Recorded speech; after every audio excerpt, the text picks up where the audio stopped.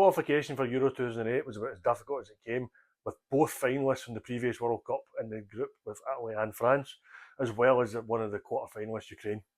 However, we started out in a brand new kit with a gold trim on it, which was a beautiful kit. Debuted that with a 6-0 win at Celtic Park over the Faroe Islands. Darren Fletcher, James McFadden, Chris Boyd with 2 goals, Kenny Miller and Gary O'Connor with those goals.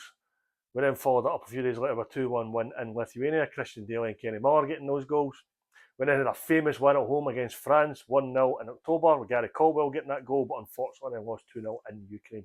That turned out to be Walter Smith's last game in charge as he left it turned to Rangers. And Alex McLeish came in. He started out with a 2-1 win at home against Georgia. Chris Boyd and Craig Beattie getting goals.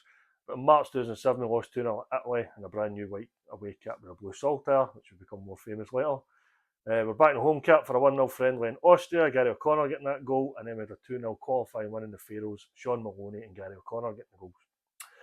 Next up was a 1-0 friendly win over South Africa at Pittodrie. Chris Boyd getting that goal.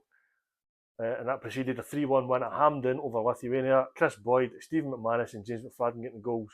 Before then, we went to France and won 1-0 again. James McFadden scoring from what was ultimately about 40 yards, probably about 90 these days. October 2007, we saw us beat Ukraine 3-1 at home. Kenny Miller, Lee McCulloch and James McFadden getting the goals. But crucially, in Georgia, in one and only time we wore the maroon kit, we lost 2-0. In the final game of qualifying, we had to beat Italy effectively, but unfortunately lost 2-1. We were 1-0 down. Barry Ferguson equalised, and the goal that they got was just never a free kick. That meant we finished third on 24 points behind the world champions Italy, who finished with 29, and World Cup runners up France 26, but ahead of the quarter-finalists Ukraine with 17. Then Alex McLeish left.